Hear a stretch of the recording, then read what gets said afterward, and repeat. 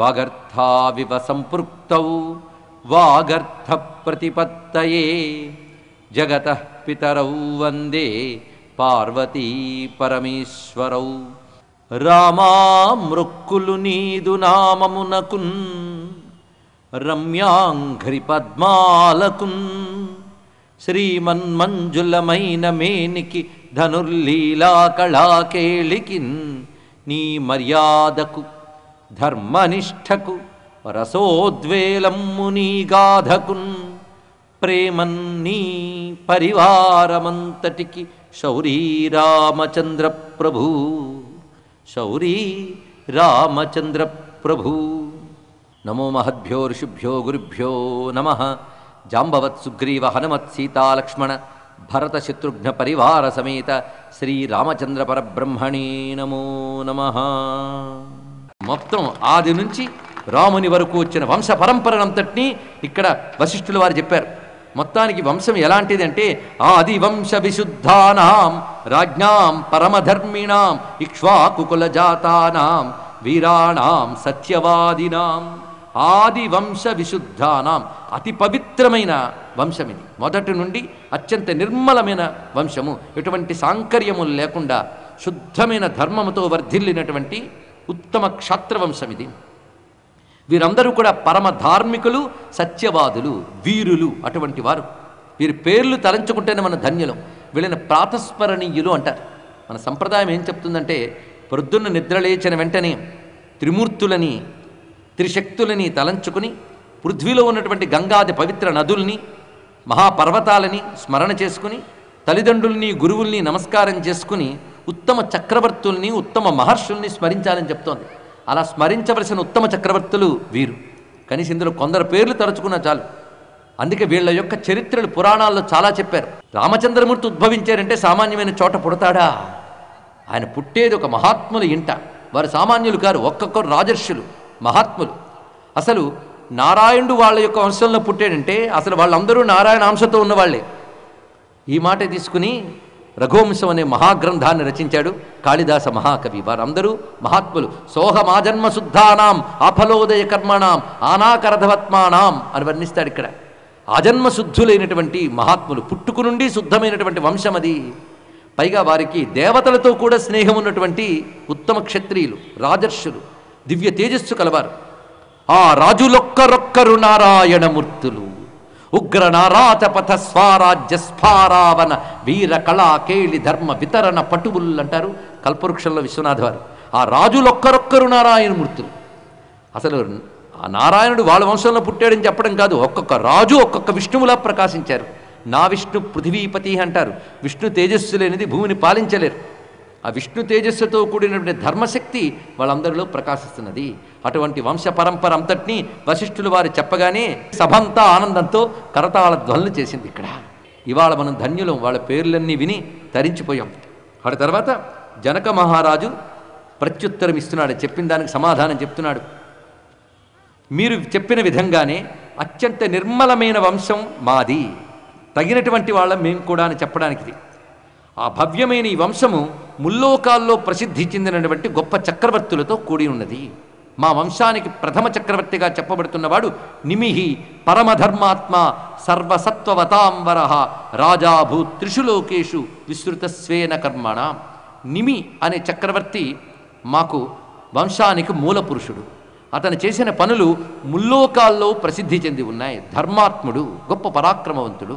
ఈ చెప్పేటప్పుడు పరాక్రమవంతుని చెప్పడమే కూడా ధర్మాత్ముడని చెప్తున్నారు. ధర్మంతో పరాక్రమం ఉండాలి, అది ప్రధానమైన అంశం. దానికి తోడు నిమి చక్రవర్తి సామాన్యుడు కాడు, మన కనురెప్పపాటుకి అధిపతి. ఈయన ఒక దేవతాస్వరూపం ఉంటాడు కనుక నిమిషము అనే మాట ఈయన నుంచే వచ్చింది. నిమి చక్రవర్తి పురాణాల్లో ఒక చోట ఈ కథ చెప్పబడుతుంది. అలాంటి నిమి చక్రవర్తి మా వంశానికి మూల పురుషుడు. ఆయన కుమారుడు మిథి. ఈ మిథి కాలంలోనే ఈ మిథిలా నగరము నిర్మాణమైంది. మిథి యొక్క పుత్రుడు ఉదావసుడు. ఉదావసుని తనయుడు నందివర్ధనుడు. నందివర్ధనుని పుత్రుడు సుకేతుడు. సుకేతుని తనయుడు దేవరాతుడు. దేవరాతుని పుత్రుడు బృహద్రథుడు. ఇతడు రాజర్షి. ఆ బృహద్రథుని పుత్రుడు మహావీరుడు. ఆయన కుమారుడు సుధృతి. సుధృతి కుమారుడు దృష్టకేతువు. దృష్టకేతువు కుమారుడు హర్యస్వుడు. హర్యస్వుని పుత్రుడు మరువు. మరువుపుత్రుడు ప్రతీంధకుడు, ప్రతీంధకుని కొడుకు కీర్తిరథ మహారాజు, కీర్తిరథుని కొడుకు దేవమీఢుడు, దేవమీఢుని కొడుకు విబుధుడు, విబుధుని పుత్రుడు మహీధ్రకుడు, మహీధ్రకుని పుత్రుడు కీర్తిరాతుడు, కీర్తిరాతుని పుత్రుడు మహారోముడు, మహారోముని కుమారుడు స్వర్ణరోముడు, స్వర్ణరోముడు కుమారుడు హ్రస్వరోముడు. ఆయనకు 2 పిల్లలు. అందులో మొదటివాడి నేను, రెండవ వాడు నా తమ్ముడు కుశధ్వజుడు అని చెప్పాడు జనక మహారాజు. ఇక్కడ ఇది అమ్మవారి తాత ముత్తాతల పరంపర అంతా ఇక్కడ చెప్పబడుతున్నది. జనక మహారాజు అసలు పేరు క్షీరధ్వజుడు, ఆయన తమ్ముడు కుశధ్వజుడు. ఆయన కూడా ఇప్పుడు యజ్ఞానికి వచ్చాడు. ఆయన ఆ కుశధ్వజుడు తన 2 కుమార్తెలతో అక్కడికి వచ్చాడు. ఆయనకి 2 కూతుళ్ళు ఉన్నారు కుశధ్వజుడికి, మాండవి, శృతకీర్తి. ఈ క్షీరధ్వజుడు కుశధ్వజుడు అన్నదమ్ములు. సాంకాశ్యం అనే దేశాన్ని జయించి ఆ దేశంలో రాజుగా కుశధ్వజుడిని పెట్టాడు క్షీరధ్వజుడైన జనక మహారాజు. వీళ్ళందరికీ కూడాను వంశీకులందరికీ 2 పేర్లు ఉంటాయి, జనకులు అని, విదేహరాజులు అని 2 పేర్లు ఇక్కడ. జనకులు, విదేహరాజులు అంటే వీళ్ళందరూ జనకులే. ఆ పూర్వం చెప్పబడ్డ నిమి చక్రవర్తి మొదలుకుని అందరినీ జనక మహారాజ్ జనక మహారాజ్ అంటారు. కృష్ణుడి కాలంలో కూడాను బహుళాశ్వుడు అనేటువంటి జనక మహారాజు ఉన్నాడు. కృష్ణుడు మిథిలా నగరానికి వెళ్ళడం, అక్కడ జనక మహారాజు ఆతిథ్యం ఇవ్వడం అద్భుతమైన ఘట్టం భాగవతంలో ఉంది. ఆయన పేరు జనకుడే. అంటే జనక పరంపర అదంతా, ఏ రాజైనా జనకుడే. అలాగే క్షీరధ్వజుడు అసలు పేరు జనకుడు అనేది వంశనామం ప్రకారంగా వచ్చిన రాజనామం. వీళ్ళకి విదేహ రాజుల పేర్లు చాలా విశేషమైన అంశం అండి. ఇది గమనించుకోవాల్సిన అద్భుతమైన అంశం. విదేహ అంటే అర్థం ఏంటి? దేహం లేని వాళ్ళని అర్థం. దేహం లేని వాళ్ళు రాజులు ఎలా అవుతారు? మరి విదేహ రాజులు అంటే అర్థం ఏమిటి? విదేహ రాజులు అనే మాట చాలా గొప్ప విశేషమైన అంశం. విదేహ రాజులు అంటే వాళ్ళకి దేహం ఉన్నప్పటికీ దేహం నేను అనే అజ్ఞానం లేనివారు, అది తెలుసుకోవాల్సింది. దీన్నే దేహాత్మభ్రాంతి లేనివారు అంటారు. మరి దేహం నేను కాను అంటే వాళ్ళు ఎవరు? సచ్చిదానంద రూపమైన పరమాత్మయే నేననే జ్ఞానంతో ఉన్నవాళ్ళు. అందుకే ఒక్కొక్కరు మహావేదాంతులు, అందరూ అలాగే ఉన్నవాళ్ళు, అది గొప్ప విషయం. అందుకే వాళ్ళందరూ విదేహరాజులు. అంటే దేహ వ్యామోహం లేకుండా, దేహాత్మ భ్రాంతి లేకుండా సచ్చిదానందమైన పరమాత్మయే మేము అని తెలుసుకున్న వాళ్ళు. ఒక్కొక్కరు బ్రహ్మవేత్తలు, తత్వవేత్తలు, ఆత్మవేత్తలు. అటువంటి బ్రహ్మవేత్తల ఇంట అమ్మవారు వారికి దొరికింది అంటే అర్థం అమ్మవారు బ్రహ్మ విద్యాస్వరూపిణి. ఇది రహస్యం, రామాయణంలో రహస్యం ఇది. బ్రహ్మ విద్యాస్వరూపిణి. బ్రహ్మ విద్య ఎవరికి దొరుకుతుంది? ఎవరికి దేహాత్మ భ్రాంతి ఉండదో వారికి దొరుకుతుంది. కనుక జనక మహీపతికే దొరికింది ఆవిడ. బ్రహ్మ విద్య దేన్ని చెప్తుంది? దేని చెప్తుందని బ్రహ్మముని చెప్తుంది, అంతే. బ్రహ్మ విద్య బ్రహ్మముని చెప్తుంది. కనుక బ్రహ్మ విద్య అమ్మవారైతే బ్రహ్మమెవడు? రాముడు. కనుక బ్రహ్మయత్తైన విదేహరాజుకు లభించిన బ్రహ్మ విద్యా స్వరూపం బ్రహ్మమునే చెప్తోంది. కనుక బ్రహ్మ విద్య సీతమ్మ, బ్రహ్మము రాముడు. అదే ఇక్కడ సీతారాముల వివాహం అంటే తెలుసుకోవాల్సింది ఇక్కడ. ఎందుకంటే అమ్మే చెప్తుంది మీ నాన్న అని, అలాగే సీతమ్మే రాముడిని చెప్పాలి, బ్రహ్మ విద్యే బ్రహ్మముని చెప్పాలి. ఇది అద్భుతమైన అంశం. ఇక్కడ మనకి జరుగుతున్న ఘట్టం ఇది యజ్ఞంలో. అంతేకాదు, యజ్ఞం ప్రారంభం ముందే శివధనుర్భంగం జరిగింది.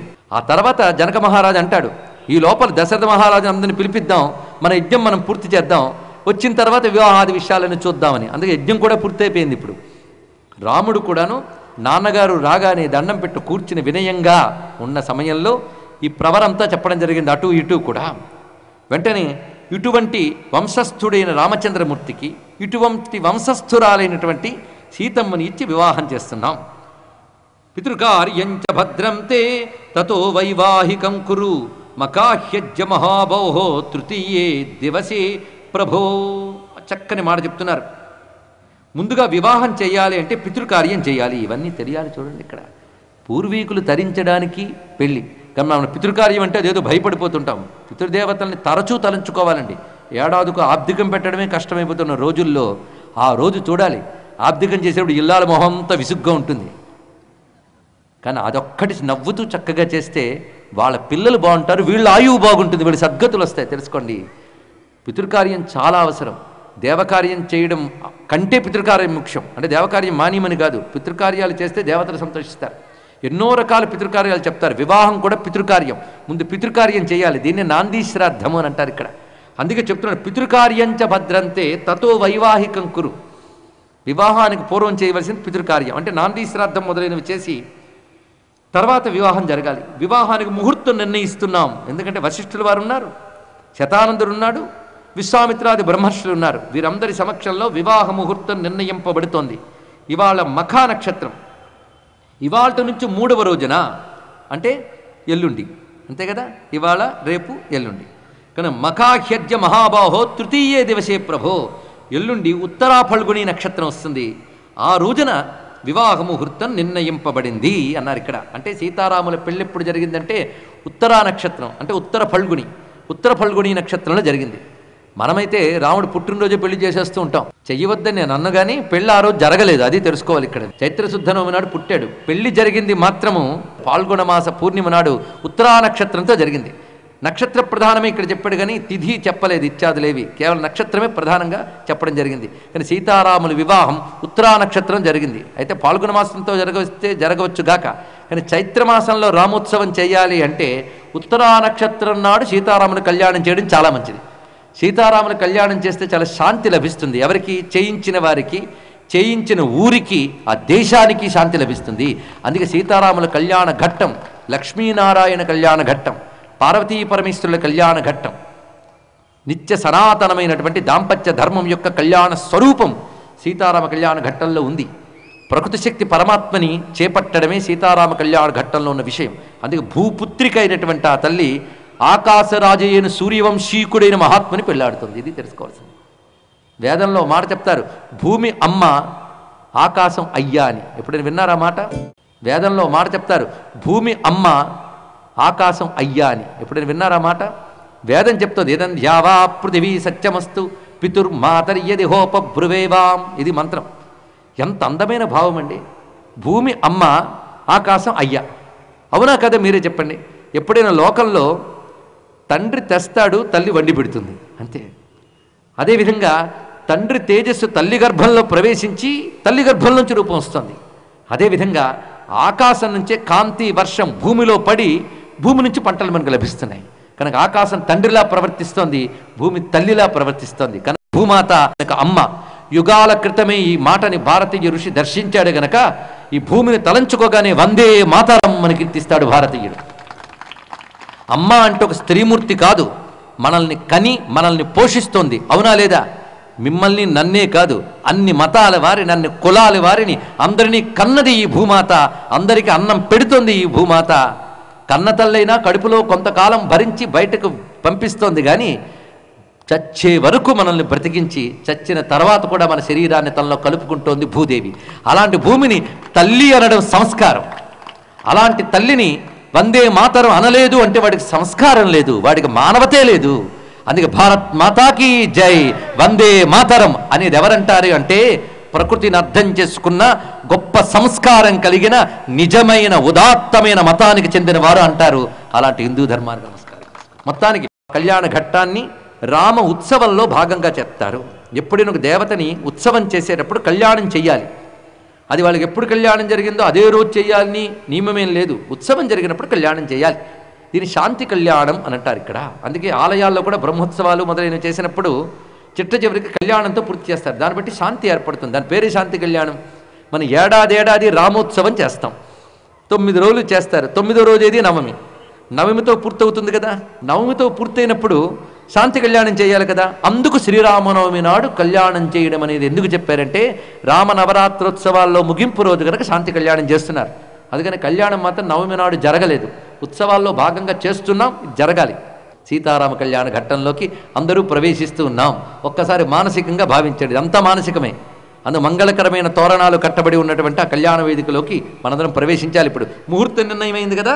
ఎప్పుడైతే ఈ రామచంద్రమూర్తికి సీతమ్మకి నిర్ణయమైందో వెంటనే అక్కడున్న మహర్షులు లక్ష్మణస్వామికి ఊర్మిళాదేవికి కూడా వివాహం నిర్ణయించారు. ఇప్పుడు విశ్వామిత్రుడు కలగజేసుకుని అంటున్నాడు, కుశధ్వజుని పుత్రుకులైనటువంటి మాండవి శృతకీర్తుల్ని కూడా దశరథ మహీపతి పుత్రులైన భరతశత్రుఘ్నులకిచ్చి వివాహం చేయవలసిందిగా కోరిక. దీనివల్ల ఉభయవంశ బంధము మరింత దృఢపడుతుంది అనగానే ఆ మాట విని అందరూ సంతోషించారు. జనక మహారాజు కూడా ఆనందించాడు. శీరధ్వజ కుశధ్వజులు సంతోషించారు. నలుగురికి ఏకకాలంలో వివాహానికి నిర్ణయమైంది. ఉత్తరే దివస బ్రహ్మన్ ఫల్గుణిభ్యాం మనీషిణః వైవాహికం ప్రశంసంతి భగో యత్ర ప్రజాపతి. భగుడు అనే ప్రజాపతి అధిదేవతగా ఉన్న సమయంలో ఉత్తరా నక్షత్రంలో వివాహం జరుపుట ప్రశస్తము అని పెద్దలు నిర్ణయించారు. అలాంటి మంచి వివాహ ముహూర్తం లభించింది. ఎప్పుడైతే ఈ విధంగా నిర్ణయింపబడిందో వెంటనే ఆ రోజున ఇంకా వశిష్ఠుల వారి యొక్క అనుమతితో దశరథ మహారాజు తనదైనటువంటి విడిదికి చేరుకుని తాను ముందుగా గోదానములు మొదలైనవి చేశాడు. ఎందుకంటే తమ పూర్వీకులు తరించడానికే జరుగుతున్న కార్యక్రమం గనక తాను చేయవలసిన కార్యక్రమాలు చేసి గోదానం మొదలైనవి నిర్వహించాడు. వాటి తర్వాత వివాహ ముహూర్తం నిర్ణయం అయినది గనక ఆ రోజు సమీపించింది. ఉత్సవాలు జరుగుతున్నాయి. మొత్తం మిథిలానగరం అంతా అలంకరింపబడింది. ఆనంద పరవశులై అందరూ పాల్గొన్నారు. అందులో కనబడుతున్న రూపాలతో మహర్షులు, రాజులు, మంత్రులు, పురోహితులు, సామంతులు, పౌర ప్రజలు ఇత్యాదులందరూ అక్కడ ఉన్నారు. కనబడనిటువంటి రూపాలతో దివ్యమైన దేవతలు, రకరకాల దేవజాతులు వాళ్ళు అక్కడున్నారు. ఎందుకంటే సాక్షాత్ లక్ష్మీనారాయణ లేనటువంటి సీతారాముల దివ్య వివాహ వేళ. యుక్తే ముహూర్తే విజయే సర్వాభరణ భూషితై భ్రాతృభిస్సహితో రామ కృత కౌతుక మంగళ. అన్నదమ్ములతో సహా రామచంద్రమూర్తి కూడా వివాహానికి యోగ్యమైన మంగళ స్నానాదులు చేసి మంగళకరమైన అలంకారములతో అగ్నివేదికల మందు ఉన్నారు. కృత కౌతుక సర్వస్వా వేదిమూలముపాగతా. యజ్ఞవేదికలు నిర్మాణమయ్యాయి. యజ్ఞవేదికల దగ్గర కూర్చున్నవారు మగపెళ్లి వారి తరపున వశిష్ఠుల వారు, ఆడపిళ్లి వారి తరపున శతానందుల వారు ఉన్నారు ఇక్కడ. తథేత్యుక్త్వాతు జనకం వశిష్ఠో భగవాన్ ఋషి. ఇప్పుడు వశిష్ఠ మహర్షి జనకుని యొక్క ప్రార్థన మేరకై, అంటే వివాహానికి కావలసిన సన్నాహాలు చేయండి అని ఎప్పుడైతే జనక మహారాజు ప్రార్థన చేశాడో ఆ జనకుని ప్రార్థన విని ఇటు విశ్వామిత్రుడు, శతానందుడు, వశిష్ఠుల వారు ఆ మండపంలో ఆ వేదికని మంత్రములతో సంపూర్ణము చేశారు. వేదిక చుట్టూ చక్కని సుగంధబంధురమైన కుసుమాలు అలంకరింపబడి ఉన్నాయి. ప్రపా మధ్యేతు విధివత్ వేదిం కృత్వా మహాతపాః అలంచకార తాం వేదిం గంధపుష్పై సమంతతః సువర్ణపాలికాభిశ్చ ఛిద్రకుంభైశ్చ సాంకురైః. బంగారు పాలికలు, అలాగే యవధాన్యపు మొలకలతో కూడినటువంటి కడవలు, నవధాన్యాల మొలకలతో ఉన్నటువంటి మట్టి మూకుళ్ళు, శరావములు, ఇవన్నీ కూడా భారతీయ వివాహం తెలిసిన వారికి తెలుస్తూ ఉంటాయి ఇక్కడ. అలాగే ధూప పాత్రలు ఇవన్నీ పెట్టబడి ఉన్నాయి. అలాగే శంఖాకారాల్లో ఉన్నటువంటి పాత్రలతో సృక్కు స్రువములు, అర్ఘ్య పాత్రలు, అదేవిధంగా మంగళకరమైన ద్రవ్యములు నింపబడినటువంటి పాత్రలు, అక్షతైరభిసంస్కృతై పసుపు మొదలైన మంగళ ద్రవ్యములు కలిపిన అక్షతలు సిద్ధం చేసి ఉంచారు. విద్యుక్తమైన మంత్రాలు చదువుతూ దర్భల్ని పరిచారు. ఇక్కడ దర్భై సమై సమాస్తీర్య విధి విన్మంత్రపూర్వకం అగ్నిమాధాయ. అటు తర్వాత అగ్నిహోత్రాన్ని రగిల్చారు. అగ్ని ప్రధానం వివాహంలో. దానిలో చేయవలసినటువంటి హోమములు పూర్తయ్యే అప్పుడు సీతమ్మ అక్కడ అలంకృతయ్యి తీసుకురాబడింది ఆ తల్లి. అలా మొత్తం పెళ్లి కూతురులందరూ వచ్చారు. పెళ్లి కొడుకులు ముందు నిలబడ్డారు. ముఖ్యంగా ఇక్కడ సీతారాములు మనందరం దర్శిస్తూ ఉన్నాం. తతసీతాం సమానీయ సర్వాభరణ భూషితాం సమక్షమగ్నే సంస్థాప్య రాఘవాభిముఖే తదా. రాఘవునికి అభిముఖంగా అంటే రామచంద్రమూర్తికి ఎదురుగా సీతమ్మ ఉన్నది. ఆ సమయంలో సర్వ అలంకారములతో ఉన్నటువంటి ఆ సీతమ్మ చెయ్యి రామచంద్రమూర్తి చేతిలో పెట్టి కన్యాదానం చేస్తూ ఉన్నాడు ఇక్కడ మహానుభావుడైనటువంటి జనక మహారాజు. అంటే ఇక్కడ రామమూర్తి పాదములు కడగడం ఇత్యాదులన్నీ పూర్తయ్యాయి. ఎంత భాగ్యవంతుడండి! ఋషులకు కూడా లభించినటువంటి రామపాదములు దర్శనమయ్యే. బ్రహ్మ కడిగిన పాదము, బ్రహ్మము తానే నీ పాదము అని వర్ణించబడినటువంటి పాదాలని జనక మహారాజు ఆనంద పరవశుడై కడిగాడు. అక్కడ జనకుని భార్య బంగారు పాత్రలో నీళ్లు పోస్తూ ఉంటే ఆ పాదములు కడుగుతున్నాడు, రాముని పాదములు. అప్పుడు ఆ కలశంలో పడుతున్న జలములతో పాటు జనక మహారాజు కనుల నుంచి ఆనందాశ్రువులు కూడా జాలువారి రామమూర్తి పాదాలని కడిగాయి. ఇక్కడ ఆ నీళ్లు తలపై జల్లుకున్నాడు. ధన్యుణ్ణైపోయాను, నేను ధన్యుణ్ణయ్యాను, నా వంశము ధన్యమైంది అనుకున్నాడు. ఆ తర్వాత ఆ పాదములు శుభ్రంగా తుడిచి పూజించి విష్ణుస్వరూపుడైన వరునికి లక్ష్మీస్వరూపమైన వధువునిస్తున్నామని మంత్రం చెప్తారు. ఎప్పుడు పెళ్ళిళ్ళు లేని ఇదే మంత్రం అండి. నారాయణ స్వరూపాయ వరాయ. ప్రతి చోట లాంఛనంగా చెప్తారు, ఇక్కడ సత్యమవుతోంది. ఇక్కడ విష్ణుస్వరూపుడైన వరుణకు లక్ష్మీస్వరూపులారైనటువంటి వధువునిస్తున్నారు. ఆ ఇస్తున్నప్పుడు ప్రధానం పాణిగ్రహణం. వైదిక కళ్యాణాల్లో పాణిగ్రహణం జరుగుతోంది. ఇక్కడ ఆ చేతిని చేతిలో పెడుతూ కన్యధార పోయడం అంటారు. ఇక్కడ జలాన్ని పోస్తూ మంత్రం చెప్తున్నాడు. ఇక్కడ ఈ మంత్రం చాలా మహిమాన్వితమైనది. సీతమ్మని ఇస్తూ దశరథ మహారాజు పలికిన శ్లోకములు, మంత్రములు అంటే ఏవో తెలియని ఒక రహస్యమైన అర్థాలు దీనిలో ఉన్నాయి. అందుకే నేటికి వివాహ కాలంలో వేదమంత్రాలతో పాటు ఇవి చదువుతారు. ఇవి చదివే వివాహం చేయిస్తారు. ఆ మంత్రములు మనం ఇప్పుడు వినబోతూ ఉన్నాం. జనక మహారాజు చెప్తున్నవి. ఇయం సీతా మమ సుత సఖధర్మచరీతవ ప్రతిచ్ఛచైనాం భద్రంతే పాణిం గృహ్ణీష్వ పాణినా పతివ్రత మహాభాగ ఛాయేవానుగత సదా. 3 వాక్యాలే మంత్రం. ఇత్యుక్త్వా ప్రక్షిపద్రాజా మంత్రపూత జలంతదా, మంత్రముల చేత పవిత్రము చేయబడిన జలములను పోస్తూ ఈ మంత్రాన్ని అన్నాడు. ఏమిటా మంత్రం? ఇయం సీత మమ సుత. చాలా అందమైన శ్లోకం అండి, విశేషమైన శ్లోకాలు. రామాయణంలో ప్రతిదీ అలా ఉన్నా కొన్ని శ్లోకాలు ముత్యాలు, అవి కొంచెం విస్తారంగా చెప్పుకోవాలి మనం. ఇయం సీత మమ సుత. ఇయం అంటే ఈమె. ఈమె ఎవరు? సీత. మమ సుత నా కుమార్తె. ఈ చెప్పే తీరు ఎంత బాగా చెప్పాడు. ఎందుకు ఇలా చెప్పాడు ఇది ఆలోచించాలి. ఎందుకంటే జనక మహారాజు సామాన్యుడు కాడు, వాల్మీకి అంతకంటే సామాన్యుడు కాడు. ఇయం అంటే ఈమె. దూరంగా ఉంటే ఆమె, దగ్గరగా ఉంటే ఈమె, అంతే కదండి. ఈ ఈమె ఆమె అంటే ఏమిటి, ఇది ఆలోచించవలసిన అంశం. ఆమె ఈమె అని ఎప్పుడు అంటారంటే వారేమిటో నువ్వు చెప్పలేనప్పుడు ఈమె ఆమె అంటాం, అంతే కదండి. మనసుకి మాటకి అందకపోతే దాన్ని అది, ఆమె, ఈమె, అతడు ఇవే అంటాం. ఇక్కడ అది, ఈ అది అంటే సంస్కృతంలో తత్, దాన్ని స్త్రీలింగంలో ఈమె, అంతే. ఇక్కడ తత్ అంటే అది, స్త్రీలింగం ఈమె కనుక తత్ అంటే అది, సా అంటే ఆమె, ఈయం అంటే ఈమె. చితిస్తత్పద లక్ష్యార్థ చిదేకర స్వరూపిణి. తత్ అంటే అది, ఆమె అని వేద ఎవరిని చెప్తోంది? జగన్మాతని చెప్తోంది. ఆ జగన్మాతను ఎవరు నోటితో వర్ణించలేరు, మనస్సుతో ఊహించలేరు. కానీ మనసుకి మాటకి అందని శక్తి ఆమె. ఆమె ఆమె అంటే అమ్మవారు జగన్మాత. ఆ జగన్మాత ఆమెను ఎప్పుడైనా దూరంగా ఉంటే, ఇప్పుడు దగ్గరుంది కనుక ఈమె. ఇయం అంటే ఏ పేరు చెప్పకుండా చెప్పాడంటే నామరూపాలు ఏవి లేనటువంటి పరాశక్తి ఈవిడ ఇయం. ఆ పరాశక్తి నాగేటి చాలుకు దొరికింది కనుక సీత. కనుక ముందు పరాశక్తి, తర్వాత నాగేటి చాలుకు దొరికింది సీత, తర్వాత మమ సుత. చెప్పే తీరది. ఇయం సీత మమ సుత. మనసుకి మాటకి అందని జగన్మాత నాగేటి చాలుకు దొరికి సీత అయినది, నా చేత పెంచబడి నా కూతురైనది ఇప్పటి వరకు. ఇప్పుడు సహధర్మచరీతవా, నీకు ధర్మపత్ని అవుతున్నది. ఎంత క్రమం చూపించారండి ఇక్కడ. సహధర్మచరీతవా, చాలా అద్భుతమైన మాట. భారతీయ సంస్కృతిలో భార్యకున్న పేరుల్లో ఒకటి ధర్మపత్ని. అసలు భార్యకి ఎన్ని పేర్లున్నాయో తీస్తే భార్య స్థానం ఏమిటో అర్థమవుతుంది మనకి ఇక్కడ భారతీయ సంస్కృతిలో. అది విశేషమైన అంశం ఇక్కడ. ధర్మపత్ని, సహధర్మచరీతవ, ఈ మాట గుర్తుపెట్టుకోవాలి, తర్వాత మనకు పనికొస్తుంది.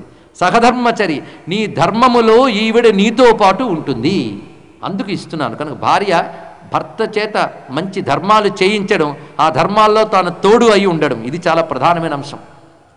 కనుకనే ఇయం సీత మమ సుత సహధర్మచరీతవ ప్రతిచ్ఛచైనాం, ఈమెను స్వీకరించు, సహధర్మచారిణిగా ఈమెను స్వీకరించు. స్వీకరిస్తే భద్రంతే, నీకు క్షేమమగుగాక. ఇలా చెప్పాడండి. మా అమ్మాయిని కానీ స్వీకరిస్తే నీకు క్షేమం అన్నాడు. ఎంత బాగుంది. అందుకే ఇచ్చేవాడే ఎప్పుడు పై చేయి ఉండాలండి. కనుక అమ్మాయిని కన్నవాళ్లే ఎప్పుడు పై చేయిగా ఉండాలి. మన సంస్కృతిలో అది తెలుసుకోండి.